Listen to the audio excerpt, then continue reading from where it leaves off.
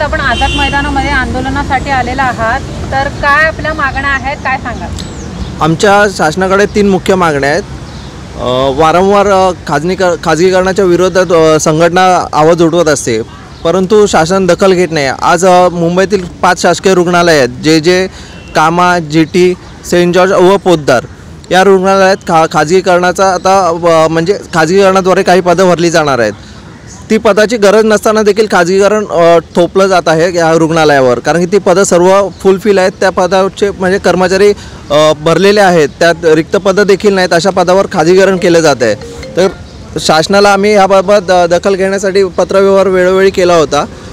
तसाच आमचे मागील 3 दिवस निदर्शनं झाले, 29, 30, 31 या काळात आमचे निदर्शनं झाली, काळ्या फिती लावून कामं झाली, परंतु त्याची देखील दखल घेतली नाही। आयुक्तांबरोबर आमची चर्चा झाली, त्या चर्चा निष्फळ ठरली, त्यात ठोस अशी भूमिका घेण्यात आलेली नाही आहे।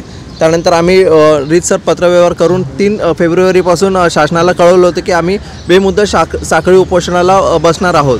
तर शासनाने अजून देखील दखल घेतलेली नाही।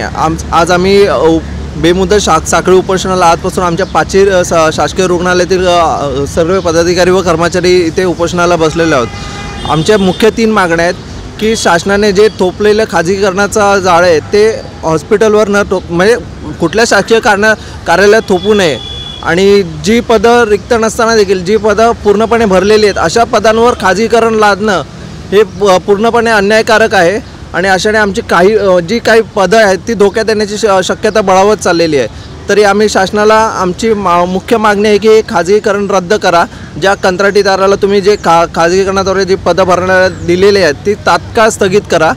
त्यानंतर आमची मुख्य मागणी आहे की जी आता शासन भरती होणार आहे गट डची, ती पदं सरळ सेवेने जी पदं भरणार आहे ती पदं भरत असताना ह्या 5 रुग्णालयात जी बदली कामगारांचा मुख्य प्रश्न आहे ती पदं रिक्त ठेवून ती पदं म्हणजे सरळ सेवेची पदं भरा, ही आमची एक दुसरी मागणी आहे। आणि तिसरी मागणी म्हणजे 3 जून रोजी 2024 रोजी आमच्या सर जे रुग्णालयात एका परिचारिकेद्वारे आमच्या एका कर्मचाऱ्याला मारहाण झाली होती, त्याबाबत आमच्या जे रुग्णालयातील कर्मचाऱ्यांनी आंदोलन पुकारलं होतं त्या काळातील त्यांचा पगार देखील कापण्यात आलेला आहे। तो पगार त्यांना पूर्णपणे पगार देण्यात यावा, ही आमची तिसरी मुख्य मागणी आहे।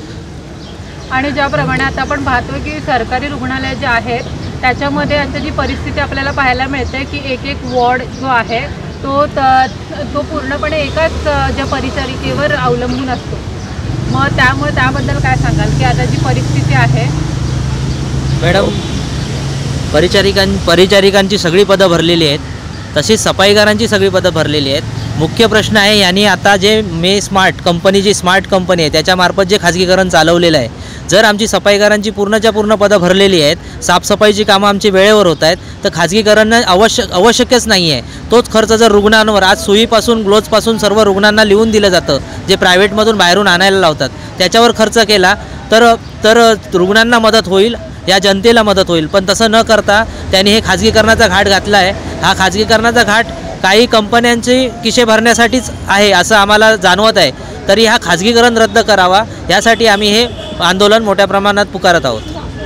अच्छा, तर साधारण कोणत्या अशा कंपन्या आहेत त्यांचं प्रमुख काय नाव घेऊ शकता का? हां, हे आपल्या मुंबई जिल्ह्यासाठी स्मार्ट प्रायव्हेट लिमिटेड सर्व्हिसेस यांच्यातर्फे मॅकॅनाइज क्लिनिंग या नावाखाली त्यांनी हे खाजगीकरण केलेलं आहे। पूर्ण जिल्ह्यामध्ये एकाच कंपनीला टेंडर दिलेलं आहे शासनाने, तसा GR 9 ऑक्टोबर 2024ला त्यांनी काढलेला आहे। 3 कंपन्यांना वेगवेगळे जिल्हे दिलेले आहेत, त्याच्यामध्ये ही स्मार्ट कंपनी आहे, त्याला जवळपास 13 ते 14 जिल्हे दिलेले आहेत, त्या जिल्ह्यामध्ये हीच कंपनी काम करणार आहे। तर त्यामुळे जो सर्वसामान्य नागरिक आहे त्यांना ह्याला त्रास होतोय असं तुम्हाला म्हणायचं आहे? हो, त्याच्यामुळे त्यांच्यावर जो अनावश्यक खर्च होतोय तोच खर्च जर रुग्णांवर झाला, म्हणजे रुग्णांच्या सोयीसुविधांवर झाला, तर तो खर्च चांगल्या मार्गाने होणार आहे, पण हा खर्च अनावश्यक आहे। सर, ज्याप्रमाणे आता सर म्हणालेत की हे अशा प्रकारच्या आपल्या मागण्या आहेत, 3 मागण्या त्यांनी सांगितल्या, पण जर आपल्या मागण्या मान्य झाल्या नाही तर आपली पुढील भूमिका काय असणार आहे?